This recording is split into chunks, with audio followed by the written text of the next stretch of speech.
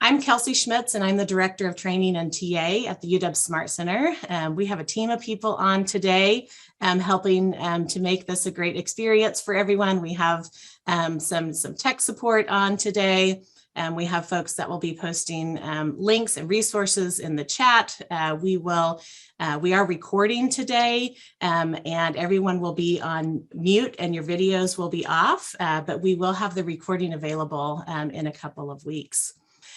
This project is being sponsored by a couple of different entities, the U.S. Department of Education's Institution of Education Sciences, and the School Mental Health Supplement of the Northwest Mental Health Technology Transfer Center.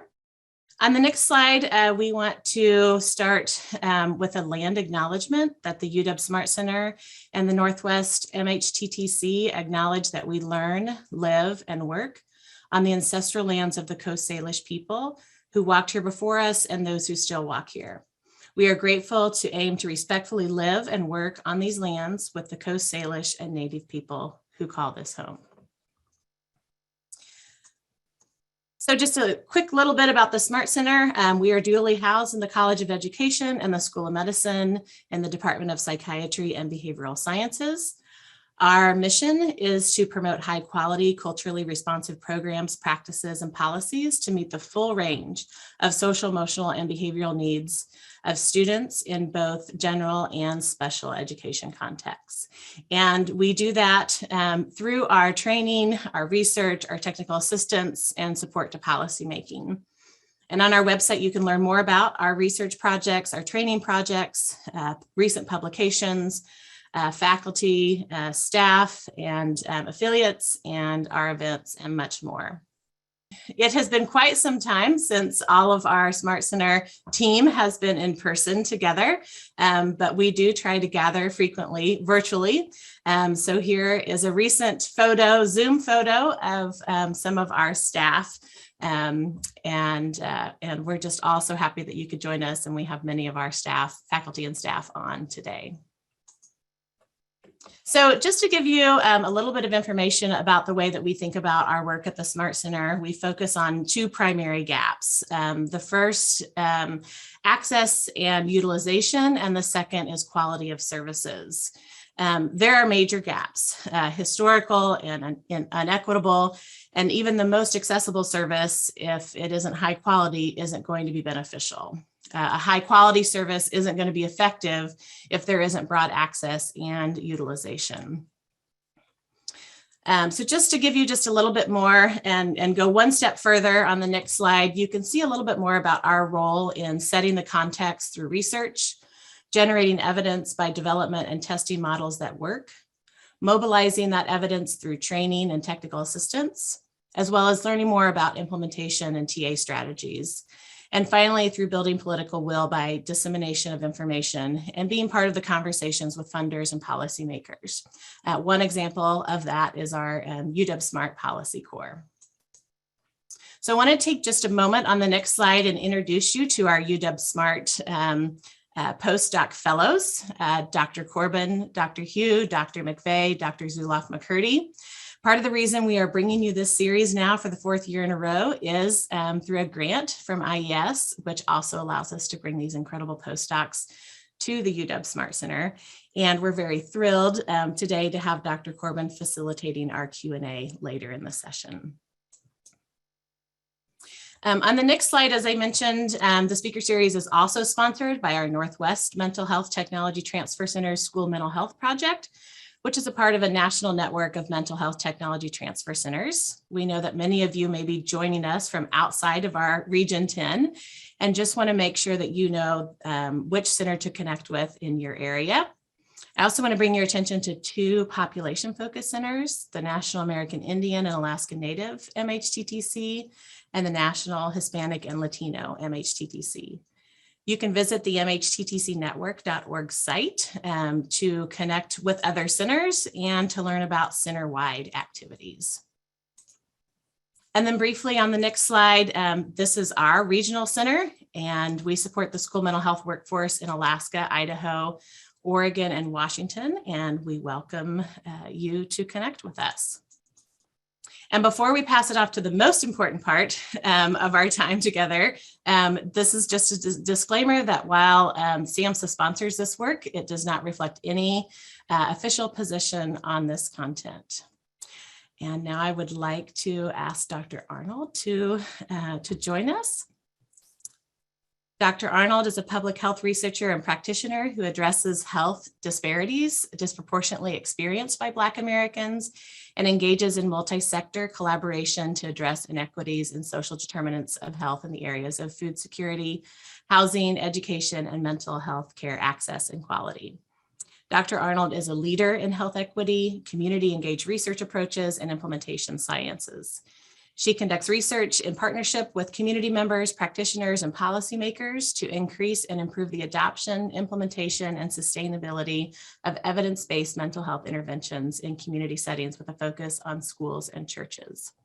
Dr. Arnold earned a BA in biology with minors in African American Studies and Health from the College of Charleston in 2012, MPH from Drexel University's Dornsife School of Public Health and Human Rights in 2014, and a PhD in health policy and management and certificate in community-based public health from the Johns Hopkins Bloomberg School of Public Health in 2019. And in 2021, she completed a National Institute of Mental Health T32 postdoc fellowship in implementation science, mental health services, research, and academic community partnerships at the Penn Center for Mental Health, and is currently an assistant professor of family medicine and community health at the University of Pennsylvania Perelman School of Medicine. And we are so honored to have you join us today and want to hand this off to you for the rest of our time together.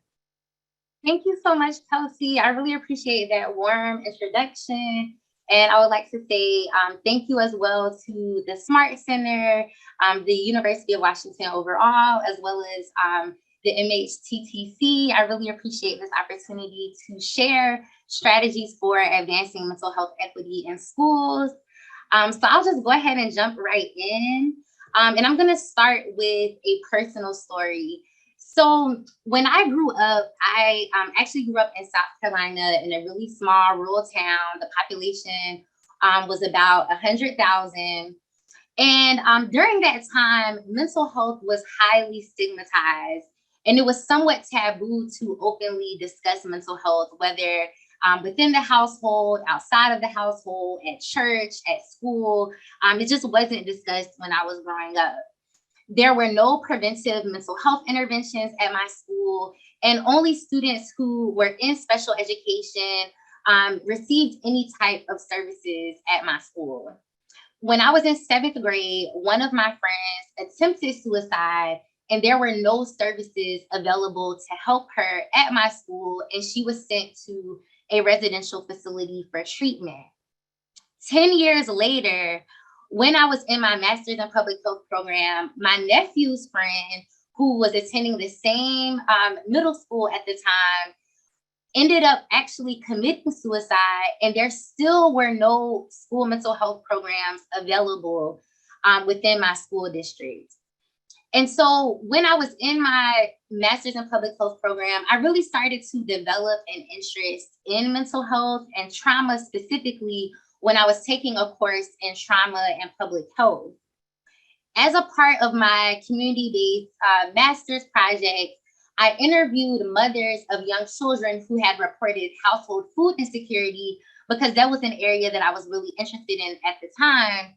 And I was working on a study that was looking at the relationship between childhood adversity and food insecurity as an adult.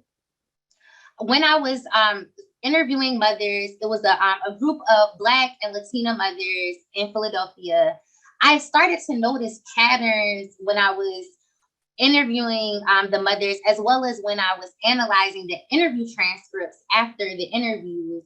And I noticed that women who had received some type of mental health support when they were in school were more likely to complete high school compared with other mothers in our sample who had reported not receiving any type of mental health support when they were in school and had then gone on to either not finish high school or to maybe finish later down the road, but they didn't. Overall, the pattern was that they didn't graduate from high school. and we're dealing with trauma, symptoms of trauma, dealing with trauma-related conditions such as anxiety, depression, PTSD. So during that time, I really wanted to find out more information about how schools can potentially be a place of support for children who are experiencing childhood adversity, whether that's within the home, outside of the home, in their neighborhood, in the school.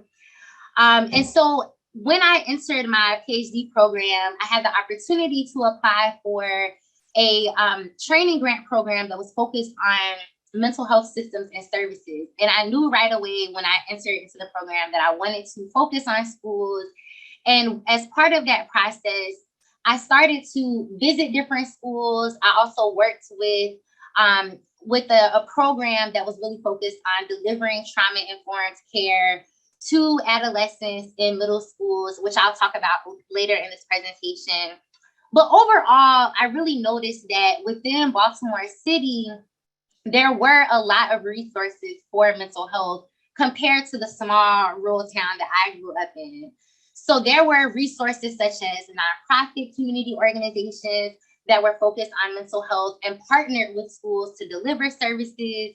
There were also universities such as Johns Hopkins University, where I was a student, as well as the University of Maryland that had the National Center for School Mental Health. So there were a ton of resources when it came to universities to partner with or community organizations. And then there were also foundations who were offering funding for mental health services on top of other sources of funding through federal sources, state funding, and local funding. In addition to all of that, there was also an actual mental health policy at the local district level in which mental health was included within the blueprint for city schools. And it really encouraged schools to adopt and implement school mental health interventions across various tiers to support students and to not only improve their mental health outcomes, but to also improve their academic outcomes as well. So all of those experiences informed my interest in advancing school mental health equity. And so today I'm going to share with you these objectives, and we're going to go into depth into some things, but of course we don't have a lot of time to go into depth into everything. But overall, my objectives are to explain the burden of mental health challenges among children and adolescents and associated disparities in school mental health care, state the importance of involving stakeholders in the development, selection, adaptation, implementation, and evaluation of interventions, as well as discussing examples of policies, interventions, and implementation strategies to advance mental health equity in schools. And then last, I will end with a tool that you all can use in your work to adapt implementation strategies to advance equity. So first, I'm going to start off with just sharing a few statistics on children's mental health and school mental health disparities. So overall, approximately 1 in 6 children between the ages of 6 and 17 has a treatable mental health disorder. Approximately 80% of children and adolescents with mental health diagnoses have unmet mental health needs. So obviously there's a huge gap there. That's an area where we are seeking to work in order to advance equity and to get children and adolescents the help that they need to support their mental health. ADHD, behavior problems, anxiety, and depression are the most commonly diagnosed mental health disorders in children. And approximately 9% of children between the ages of 2 and 17 have received an ADHD diagnosis. Approximately 7% or 4.5 million have a diagnosed behavior problem. About 4.4 million have diagnosed anxiety, and then about 1.9 million have diagnosed depression. And these are stats for actual diagnoses. So the numbers could be higher because of the fact that universal screening is not done everywhere. So there may be some children and adolescents who are flying under the radar. Diagnoses of depression and anxiety are more common with increased age, as you can see here. And overall, the rates of mental disorders among children vary with age. Behavior problems are more common among younger children around the elementary school age than older children or younger children who are in that early childhood education phase.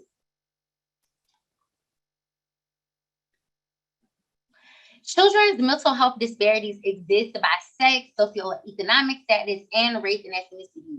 So overall, these are just some high-level stats.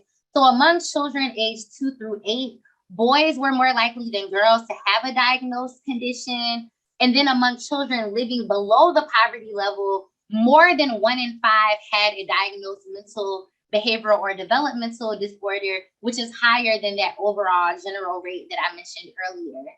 And then children of color and children living below the poverty level are more likely to be exposed to trauma. So children of color are disproportionately exposed to trauma and are less likely to have access to mental health services.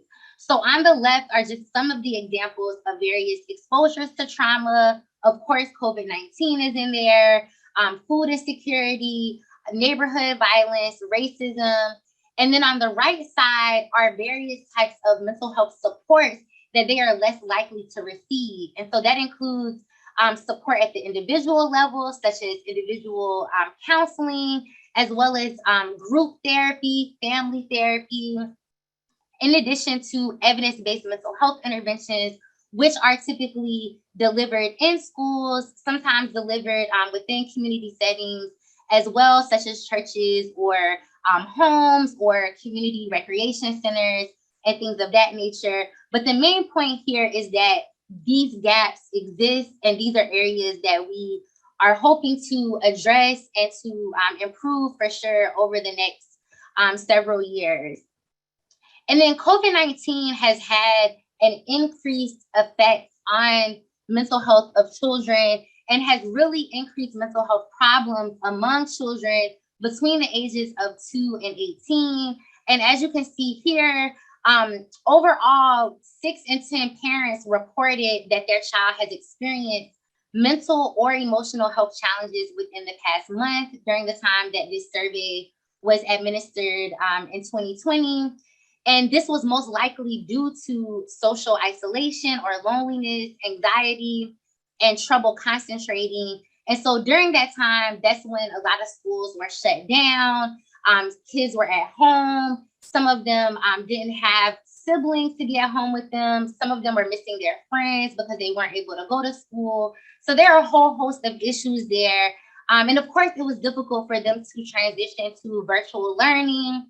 And in some areas, like my hometown, a lot of kids did not even have access to broadband internet. And so there were a lot of issues around not even being able to really engage virtually because of those internet issues. And then when we look at rates among teens, it's very similar. And parents had also reported that about half of teens have experienced mental or emotional health challenges within the past month. And most commonly, the issues were anxiety, trouble concentrating, social isolation and loneliness. So it's very similar to the younger children. And parents were most likely to say that it's extremely essential and important for schools to address these issues. And when we really look at how COVID-19 has exacerbated mental health problems among children and adolescents, we see that 3 in 10 parents reported that their child's emotional or mental health has been worse since the onset of the pandemic, compared to about 53% who said that it's about the same. And so this could also indicate that some of their children were already having mental health challenges prior to the pandemic, and now many children are experiencing worse symptoms, and some children who weren't having issues before are now experiencing mental health issues. And parents, again, within this study had really mentioned that it's important for schools to help students with these challenges and to provide services to help their students cope and to help their children cope with the pandemic, to also cope with that transition back to school, to also cope with just all of the changes that have occurred. Many children experienced loss during the pandemic, whether that was family members passing away, maybe friends, people that they know in their community. So there has been a lot of grief and a lot of loss during this pandemic, in addition to just things that they missed out on, of not being able to go to their prom or to go to their graduation or to really celebrate their birthdays in the way that they may have wanted to celebrate. So there's just been a lot that has happened over the course of these past 2 years. And as we enter into this third year with a lot of schools being back in session, we know that things are not completely back to normal yet. And so although on the parent side, they're really wanting a lot of these issues to be addressed, on the school side, some schools are able to provide that support, and then other schools are still struggling to figure out how they can best support the mental health of their students, as well as the teachers and other staff who are doing the best that they can to help children during this time. On the positive side of things, though, schools do have that potential to increase children's access to mental health services. And prior to the services being disrupted by COVID-19, schools were really, doing what they could at all of these different levels that are pictured here on the screen to address mental health challenges, as well as to prevent the onset of mental health disorders among children in schools. And the good thing about it is that children spend most of their time in schools. So offering mental health services in schools is a great way to increase their access to services. And when we've looked at some studies, they have demonstrated that some children only receive mental health services in school, and they're not receiving it in specialty mental health settings in the community or in other areas. And so schools really play a huge role in being able to provide services to children who would otherwise not be able to receive services. And then schools can also provide a multi-tiered system of support for mental health, which I'll talk more about later in the presentation. But as you can see at the tier 1 level, creating a safe environment and promoting healthy and successful students is something that can be done and that would benefit all students, regardless of whether or not they have a diagnosed condition. So some of the key interventions and strategies that are used at this level include promoting positive school climate, psychological first aid, bullying prevention programs, positive behavior and intervention and supports is also is PBIS, which many of you may have heard of before, is also at that tier 1 level, and they also provide services at the other levels. And then also just providing general wellness support and education is really helpful for just educating students about mental health, talking to them about signs that they may notice within themselves or within friends, and then just providing them with other types of complementary wellness support, such as physical activity, healthy eating, which also help to support mental health. And then at that tier 2 level, this is really focusing on early intervention and identifying students and staff who are at risk. And this is another area where schools really shine, because otherwise some of the kids would not be screened at all, and they would go on to grow up without having a diagnosed disorder or getting the help that they need, which can lead to adverse health effects in adulthood, as well as adverse socioeconomic outcomes as well.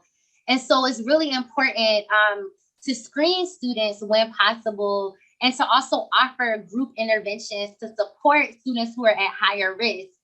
So offering group interventions such as cognitive behavioral therapy, which could also be offered individually, but there are some CBT interventions that are designed specifically for schools, such as the cognitive behavioral intervention for trauma in schools, which really focuses on addressing trauma, really helping kids who have been exposed to trauma, and to prevent the onset of PTSD. And if they already have PTSD, it can help to reduce symptoms. And then also offering various forms of peer support. And then at the tier 3 level, this is really focused specifically on interventions for children and adolescents who have a diagnosed condition. And so at this level, this may include things like medication management within the schools. It may include individual therapy in schools or family therapy within the home, and then also trauma-specific treatments. So again, with CBIS, that can also be used at that tier 3 level for children or adolescents who have been diagnosed with PTSD. And then one key thing I want to point out here too, that I'll talk a little bit more about later, is that partnerships are extremely important. So I just want you to keep that in mind as we go throughout this presentation of how important it is to really develop partnerships within and outside of the school to really advance school mental health equity.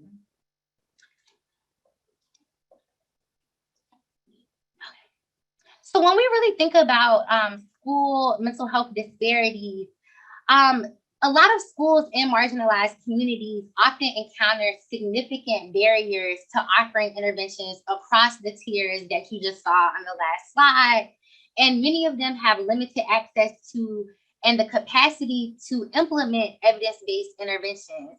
And then on top of that, not all schools have mental health interventions. So when we think about the differences between rural and urban schools in different geographic locations within the US, and then also thinking about schools who are well-resourced and have funding, have staff, have these different facilitators that can actually support implementation versus schools that are under-resourced and may have limited staff, may not have funding for these interventions. Maybe they have time constraints within their schedule where they're trying to fit in things related to curriculum because of the fact that they're held to these high standards for testing, and just don't think that they would be able to integrate mental health interventions into their curriculum. There are all different types of issues that we've seen with schools. And so at the end of the day, not all schools even have school mental health interventions. And then not all children in schools who are in need receive mental health services. So even within schools where there are mental health services available at the various tiers or a combination of those tiers, not all children who need services receive services. And this is, again, kind of going back to the issues around screening and how screening is not universally done because of the fact that some of the schools don't have the resources to then provide assistance to the students within the school or the capacity to refer them out, because maybe in that area they don't have services outside of the schools where children can go. So we see all of these different types of situations. And then also evidence-based interventions for mental health are not being widely implemented and sustained. Sometimes they are implemented maybe as part of a research study or implemented as part of a pilot or just a trial basis, or maybe it's implemented as part of under the leadership of one principal, but then when that leadership changes, maybe the intervention goes away. So we are seeing that there are issues around sustainability as well. And then, of course, there's a shortage of school mental health professionals to provide services. So in some cases, we can train lay staff members to deliver interventions, but in some cases, school mental health professionals are needed for things such as screening in some cases, for delivering certain types of intensive supports. And so this is an area as well where we are hoping to see changes within the mental health workforce within the next few years. So now I'm going to talk a little bit about engaging stakeholders in school mental health interventions. And this is an area that I'm really passionate about because nothing happens in a vacuum. And so when we're delivering school mental health interventions, there are different people who are involved, whether they are receiving the interventions, such as students, And sometimes teachers and staff may be receiving certain types of interventions that are focused on promoting their well-being. Then parents and families are also involved because of the fact that in many cases, parents have to give permission for their children to receive services at school. So they are definitely a part of the picture as well. In addition to school mental health professionals who may be implementing interventions, conducting screenings, referring students to services outside of the schools. They may be engaging with other mental health professionals outside of the school context. And they may or may not be integrated within the school, which could also influence implementation. So in some cases, the school mental health professionals are hired to be part of that school. They are integrated within the school. They are, responding and answering to the principal of that school. And then in some cases where we have co-location of mental health clinicians who are working full-time for a community mental health agency, but delivering some services at schools, they most of the time answer to their clinical administrator at their agency, and not necessarily directly to the principal in the same way that a clinician who is embedded within the school is seen as part of that school's fabric. And so these are also areas in which we have seen differences in implementation of interventions when mental health professionals are actually embedded in the school, and then when they are not embedded. And there are different strategies that can be used to integrate them more into the school so that they are seen as part of the school and that we're all in this together to provide services to children and to improve their mental health outcomes. And then, of course, school leadership is really important. The principal, a lot of the times, is the one making the decision to adopt new interventions. They make the decision to sustain interventions. And a lot of times they also have the power to integrate mental health interventions into the budget for the school year, or to be active in establishing partnerships with local community mental health agencies or local organizations who can help to support implementation of interventions. So when we think about school mental health, we have to think about all of the various stakeholders who are involved and ensure that we are involving them, because it has so many benefits for implementation of interventions, but also the other things that you see pictured here on the screen. So it demonstrates respect first and foremost, because you're acknowledging that these stakeholders are part of the picture and that they have a role within the broader scheme of delivering mental health services to children.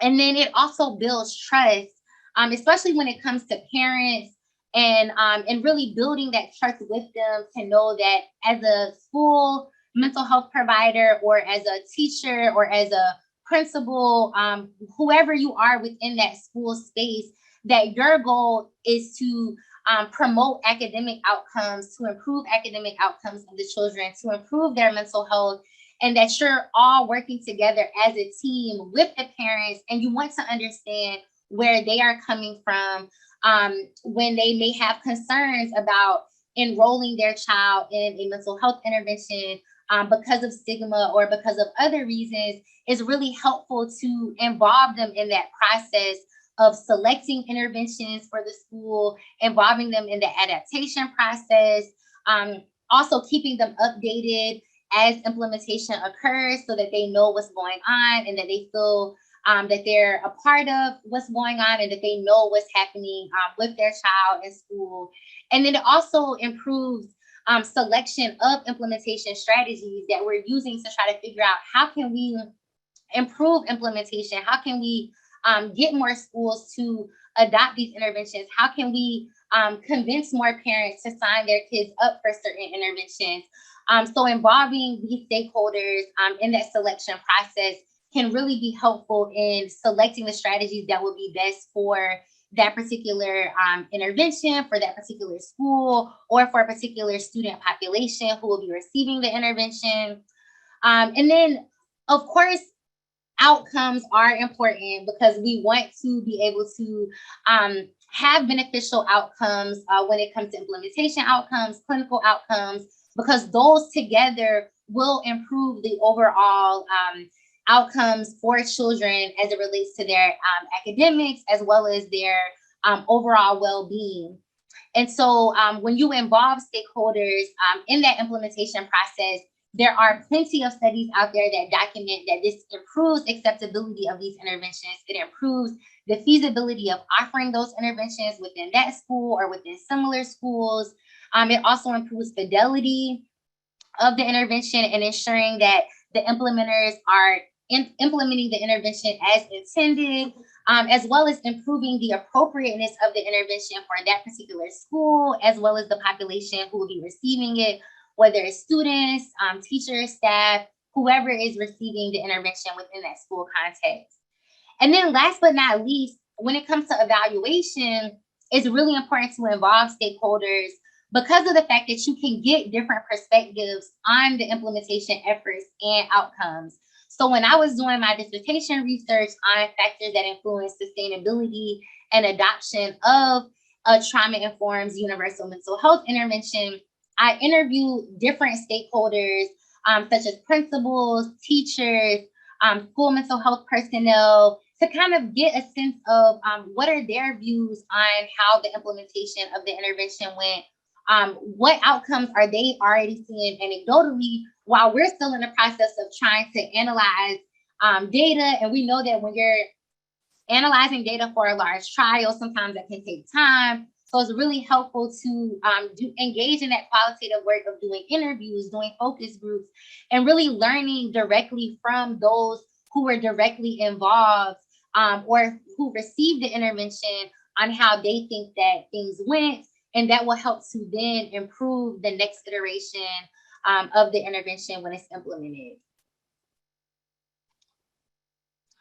So now I'm going to talk a little bit about just different strategies for advancing school mental health equity. So mental health equity can be advanced within and across all of these different levels. So at the policy level, there are things that can be done to advance equity within schools and within school districts as a whole. And then at the community level, again, going back to the partnership piece of partnering with community organizations that can support implementation or that can provide funding or that can provide additional support or staff, all of that can be really important. So it's always good to look at the broader community and not to just stay focused on the school itself, but how can you leverage assets that are already available at the community level to enhance implementation of the intervention that you are delivering or of the services that you're providing. And then at the school level, there are also things that can be done to really promote equity, to reach more children, to assess the outcomes of the different efforts that are being done, and then to also involve more of the stakeholders within the school to, again, enhance implementation and to improve outcomes. And then at the intervention level itself, there are also things that can be done to really maintain the core elements of the intervention that make it successful, but then to also maybe make some adaptations so they can be a better fit for the school. And then also using implementation strategies to enhance implementation, which I'll talk about a little bit later. So first, starting out, I just want to give some examples of policy solutions. So leveraging funding is really huge. And that's one of the great things about policy, that it can provide funding. It's great that we have these different agencies that provide funding in the form of grants and various support to school districts and to individual schools. And so I've listed some of those agencies here. And then also COVID-19 recovery funds can also be used to advance mental health within schools and to maybe start offering some interventions that weren't offered before due to funding issues. A lot of districts, a lot of states are getting millions of dollars in funding. So it's really good to try to leverage some of that funding to support your mental health efforts. And of course, to always try to take advantage of state Medicaid funding, because that definitely has different requirements in there for taking care of the mental health of children. And so really being able to leverage some of that funding is helpful for school mental health interventions and services. And then developing local policy at the district level can also promote implementation as well as funding of school mental health services. And when the district is on board with mental health and when they are constantly hosting professional development sessions or offering support directly to principals in the form of resources or seminars or workshops, that really helps to drive home the point that mental health is important and that it is something that should be addressed in schools. And it also helps to promote best practices within districts so that schools can come together and share what they're doing in their school that has been successful, and really talk through some of the barriers that they may be facing. And then to know that since it is a priority at the district level, it's not something that they have to feel that they're doing in secret or that they're doing behind the back per se of the district administration. And it is just something that really helps them to feel as though they are part of a broader mission to really improve the mental health outcomes of students within the district.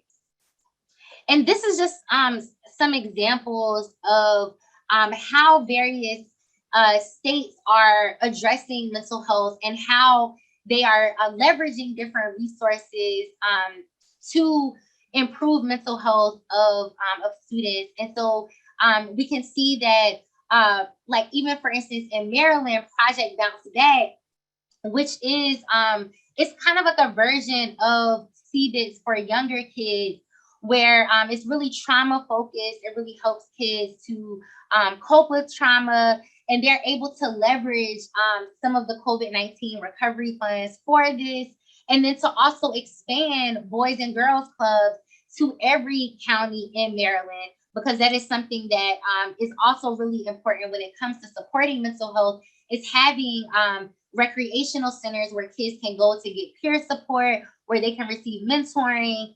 And then we also see that in other areas, they're focusing more on behavioral health promotion, prevention, and intervention services. So really trying to improve their delivery of interventions across the different tiers to really focus on improving outcomes among kids.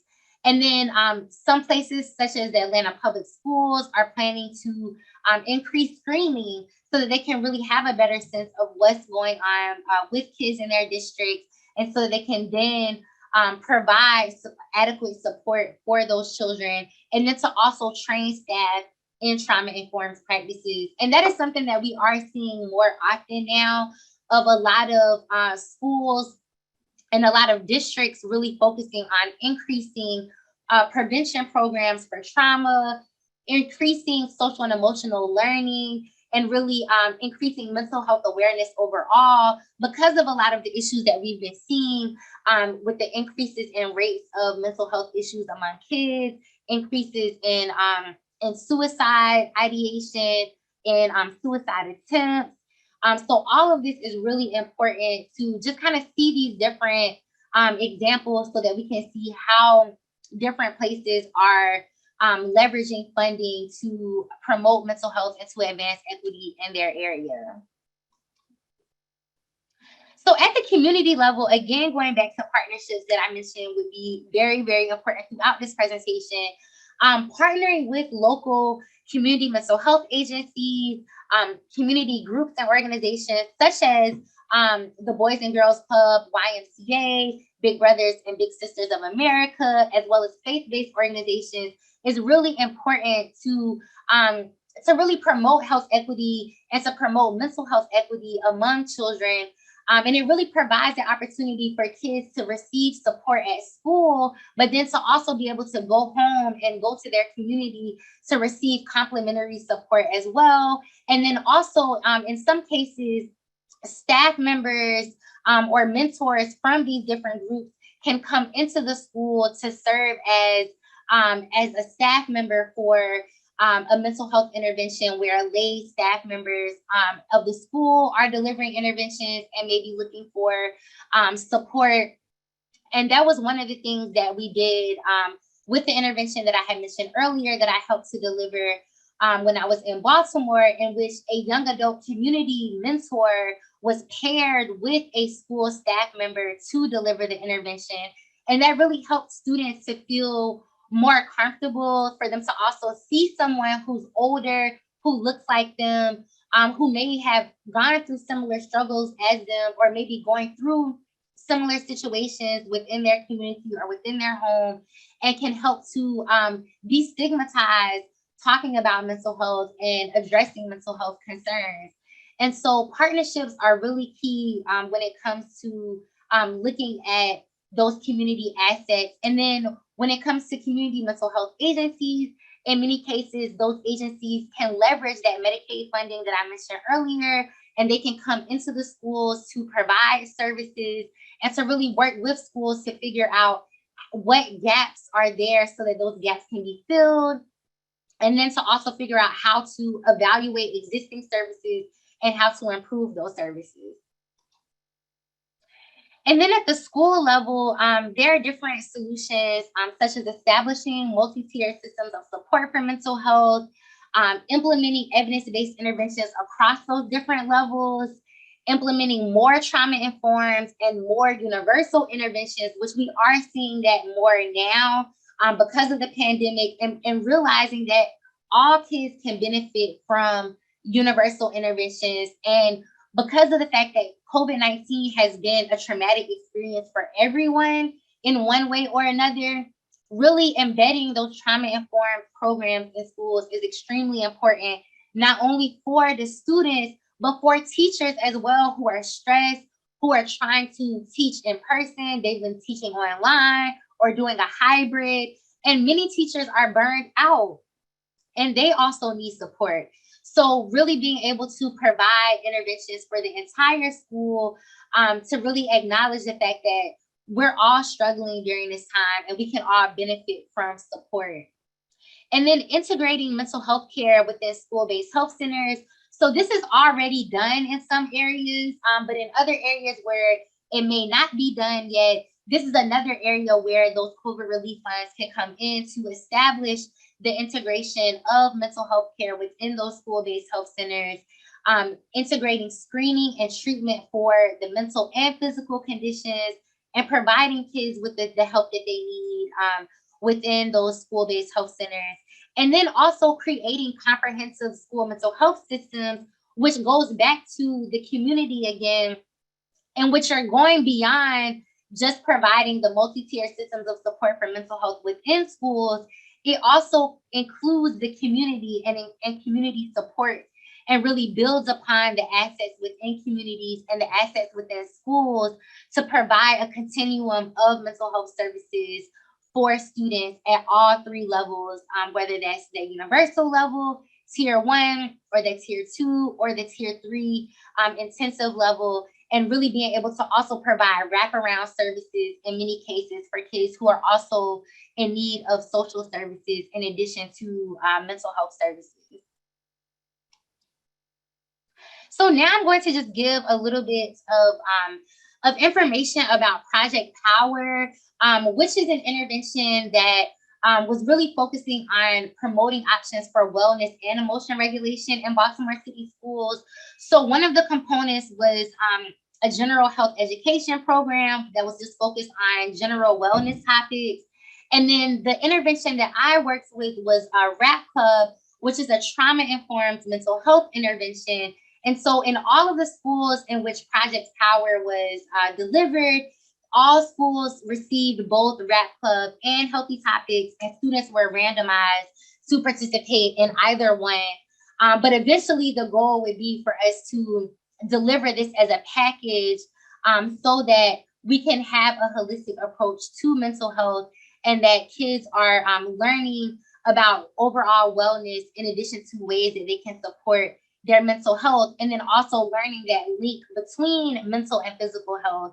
And so Project Power was delivered to over 800 eighth graders within 29 schools through 2016 through 2019. So the last cohort finished literally like right before COVID started.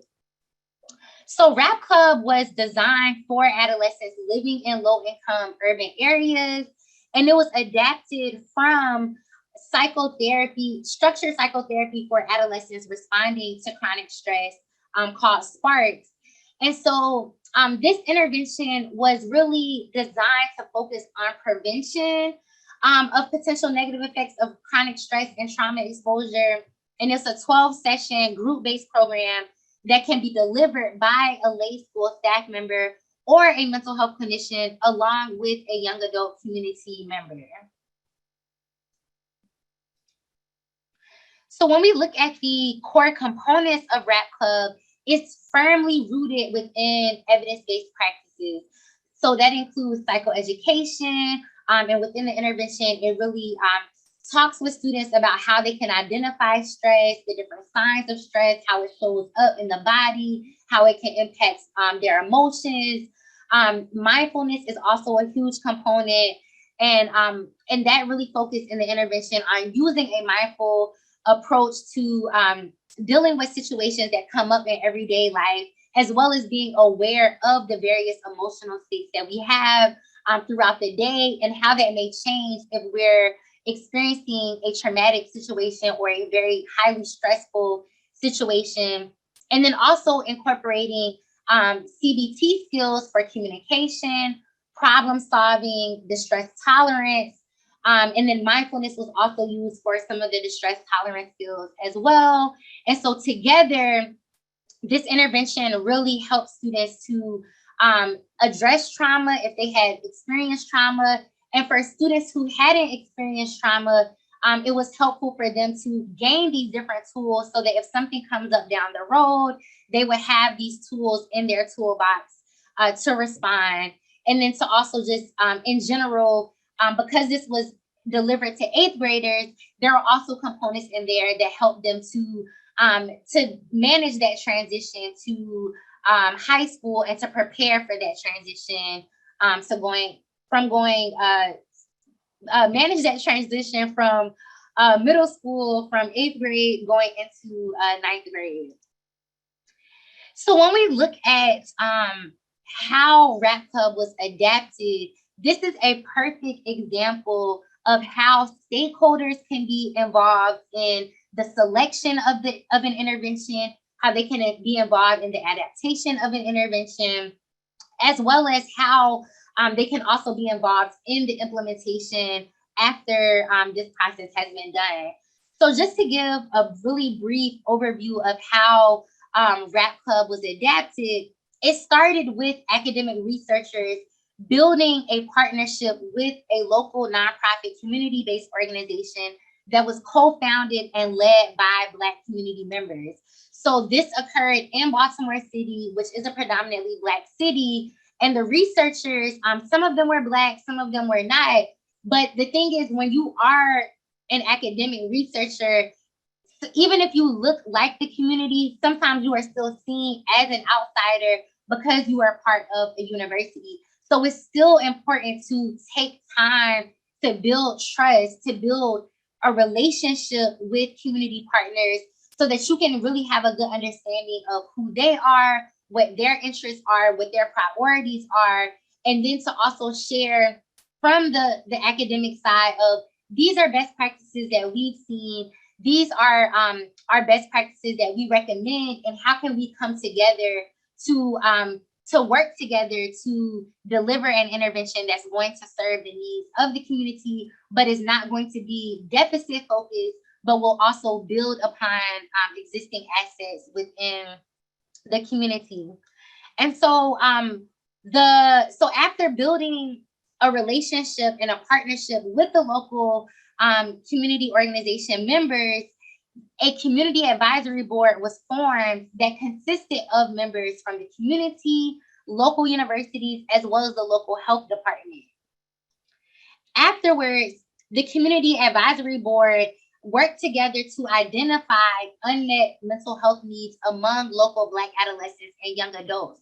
So it wasn't a situation where they were just coming in and saying, we have all the answers, we know what the problems are. They actually took the time to work together to figure out what the unmet mental health needs were, and to talk through it together. On the community side, what do you think? What do you see? From the researcher side, what do you see? From the health department side, what do you see?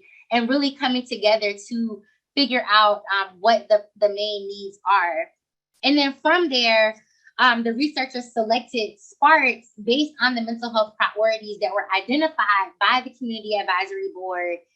And then the Community Advisory Board reviewed the curriculum and confirmed that it was appropriate for the population of Black adolescents in the area. And then Black young adults from the community were hired as consultants to assist with adaptation of SPARKs along with the researchers and the Community Advisory Board. So in some situations, researchers may solicit help from community members without paying them. And it really is a best practice to pay people for their time and their expertise because they are experts as well. So it's really important when we're in these situations where we're making adaptations or making changes to interventions or services to pay people when possible for their time and expertise.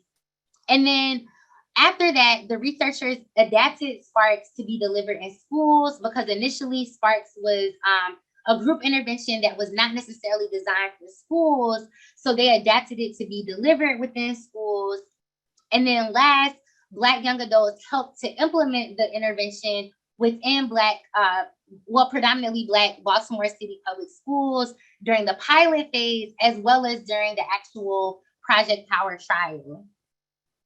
So overall, building partnerships, forming a community advisory board, promoting adaptability of evidence-based interventions, and engaging intended intervention recipients in implementation efforts are all considered to be implementation strategies for enhancing implementation as well as sustainability of school mental health interventions and promoting mental health equity overall.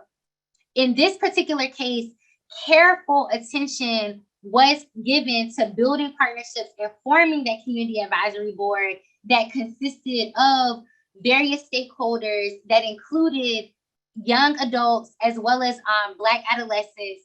And then together, there was active participation throughout the adaptation phase as well as during implementation of the actual trial.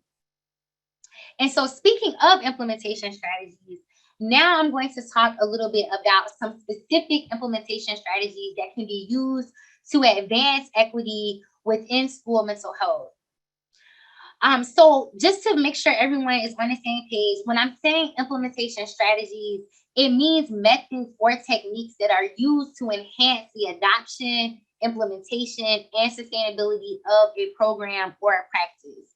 And so there is I put a citation here for a full compilation of these strategies because there are about 73 strategies overall. So of course we don't have the time to talk about all of those strategies right now. So we're going to, so I'm just going to pull out some of the strategies that are really focused on, or that can be used to promote equity within schools. And so overall, there are about 9 categories of the implementation strategies. And so these strategies can be used to address disparities and to promote equity overall. And so when we look at the first category of using evaluative and iterative strategies, 2 strategies that I pulled out that can be really useful for promoting equity are assessing for readiness and identifying barriers and facilitators, as well as obtaining and using student feedback. So when we look at assessing readiness, so this can look different ways. So you can do things such as conducting a needs assessment at the beginning to kind of see like what the needs are.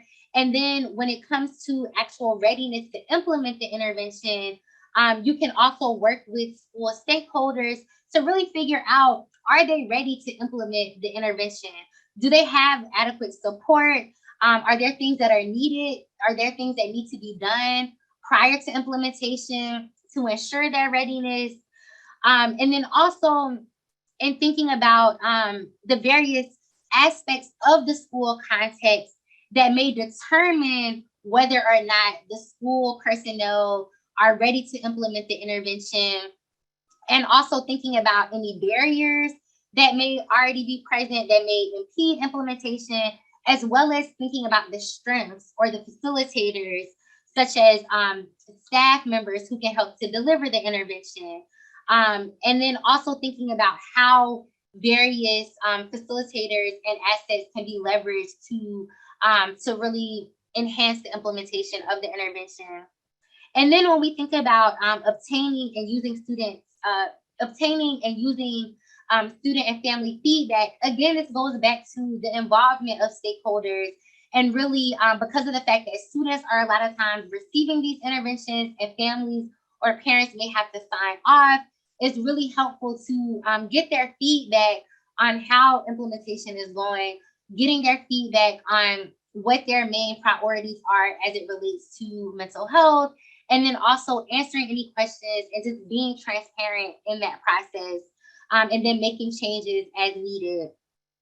And then for providing interactive assistance, so this kind of comes down to, there are other things within this category, but technical assistance is really key. And a lot of times, especially when schools may be implementing new interventions, having some technical assistance can be really helpful in helping them to deliver it with fidelity, but then to also address any barriers or any issues that may come up along the way. And so when we think about a centralized system, that can be within a district, a region, or within a state that can help to facilitate access to technical assistance that's really focused on any implementation issues that are coming up. And then if you're not able to really centralize it, providing local technical assistance with school personnel can be helpful as well, to provide technical assistance within the school for interventions that are being delivered there.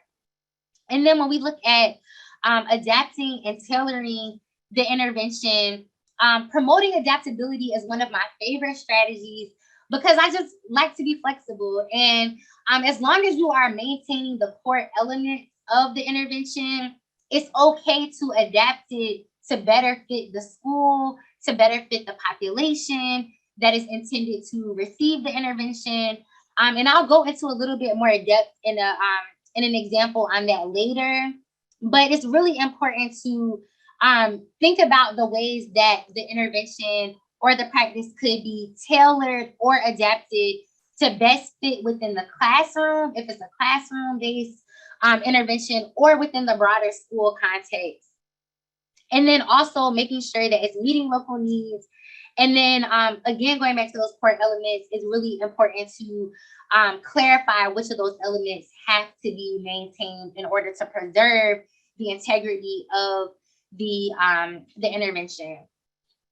And then when we think about tailoring strategies, sometimes there may be ways that you can just slightly tailor the strategy and maybe change something to better address a barrier that was identified early on when you assess for readiness and identify barriers and facilitators. And so sometimes strategies can be slightly tailored to better fit the setting, or to better address a certain barrier that may have been identified, or to leverage an existing facilitator within the school. And then when it comes to developing stakeholder interrelationships, again, partnerships. I cannot stress that enough during this presentation. It's very important to build partnerships within the school. So that could look like the leadership of the school ensuring that they're communicating regularly with the school mental health team, having those team meetings where you have leadership present, you have school mental health personnel present, you have representation from teachers present, you have representation from families present, to really talk through what is needed, what's being done, what needs to be done, and what changes need to be made along the way. And then also organizing those implementation team meetings that are specific to the implementation of the intervention during active implementation to talk through what's happening with the intervention. You may be talking through data that's being collected along the way. And really also thinking about ways that you can integrate the outside partners in these meetings as well. So in some cases that may look like, if you're working with a university, for instance, that's A, building a partnership with the university, but B, having members from the research team or from the technical assistance team from that university being present at those school-based meetings so that everyone is on the same page and so that help can be given when needed. And then for training and educating stakeholders, again, there were a lot of strategies under that category, but training I have found to be really important when it comes to doing ongoing training, because sometimes when you only train one time during the school year, the person who is trained or the people who are trained, they may leave the school. So it really is important to have ongoing training opportunities throughout the school year, especially if interventions are being delivered at multiple times during the year. And then using train the trainer strategies can help to promote sustainability of interventions by training people who are embedded within the school. Then they can train others within the school. And if a new person comes, they can train them. And so it really helps to build that capacity for training within the school. Then supporting educators is really important. So it's important to support educators by engaging school personnel in various activities or discussions that can increase their motivation or their buy-in to adopt and to use the new practices that are being supported or that are being proposed for the school, and also reducing stress and burnout. So I know that there are some people that are here on this presentation who are focusing on reducing stress and burnout. That is a very, very important area, because especially during this time with COVID-19, with a lot of educators who are completely burned out. My niece is one of them. She's an elementary school teacher, and that's all she talks about usually when I call to check in on her, because she's a teacher in our hometown in South Carolina, and she just talks all the time about how she's overwhelmed. Like, they add more kids to her class sometimes. The school doesn't provide mental health support for teachers, and it's very difficult. You're dealing with students, you're dealing with parents, you're dealing with families. It's a lot. So reducing burnout is extremely important. And so when you are proposing new interventions, make sure that it's not being framed as something that's going to be more of a burden on educators who are already experiencing a lot of burden from their various responsibilities. And so it's really important to figure out ways to promote their well-being, figure out ways to be intentional about involving them and asking them for their input, and then also being sensitive to the fact that they may have a lot of things going on. And so adding an additional role to their plate may be a lot. For some of them, they may be able and willing to take it on. So it's really important to just have those open conversations and to really get their buy-in, because if you don't have that adequate buy-in, that can negatively impact the delivery of the intervention and can negatively impact outcomes for the students. And then it's also important to improve the overall well-being of implementers, like even if they are school mental health personnel, because they are also experiencing burnout during this time. So it's really important to think about all of the different types of implementers, whether they are lay school staff, if they're teachers, if they are coaches, if they are cafeteria workers, if they're school mental health personnel. Everyone needs support during this time. So it's really important to figure out ways to improve overall well-being for the various school stakeholders that are involved in implementation. And then engaging consumers is also important because the students, whether it's students or their families who are receiving the interventions, it's really important to involve them in that process of selecting the interventions, in the process of implementing interventions, if they can be a part of that, as well as preparing them to be active participants along the way. So it's not just something that you're giving them or telling them to do. They're an active participant in the process. They have a voice. They have a seat at the table to be able to express their concerns, to express their joys, to express whatever it is that they want to express around the implementation, and to really just again foster that team spirit that we're all in this together. And then financial strategies are also helpful. So I mentioned some of those strategies earlier around accessing new funding at either the local, state, federal level, and then also altering or providing incentives for school staff members so that they can enhance their participation within the interventions. And then also, so that may look like things like doing free training or providing consultation or providing grant money or providing gift cards for participation. And all of those things can help to support the implementation of new efforts, especially new efforts when they are delivered in schools. And then changing or altering the infrastructure. So sometimes like for instance, if an intervention is being delivered in a classroom, and it may be more beneficial to have the desk in a circle as opposed to the traditional style, whatever it may mean, just taking a look at what could potentially be altered within the classroom or within the school. Sometimes it may look like offering an intervention in a local recreational facility as opposed to in the school itself, if there are any issues around space in the school, and really, again, leveraging those partnerships to offer different interventions for students if the school is having issues around space.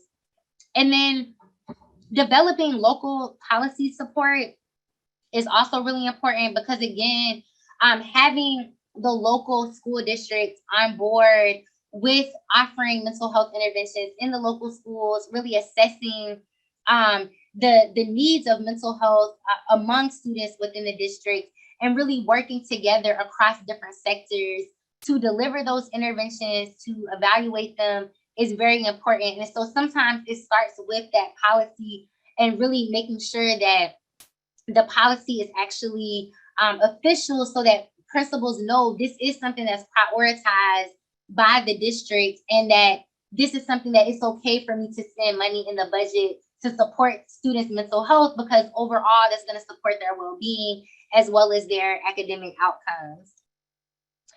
And then lastly, I'm just going to briefly go over this tool that we developed. So I worked with some folks from the Smart Center on this tool. So this is called Adapting Strategies to Promote Implementation, Reach, and Equity. So it's called the Aspire process. And this is something that can be used to explicitly center equity within the adaptation of implementation strategies.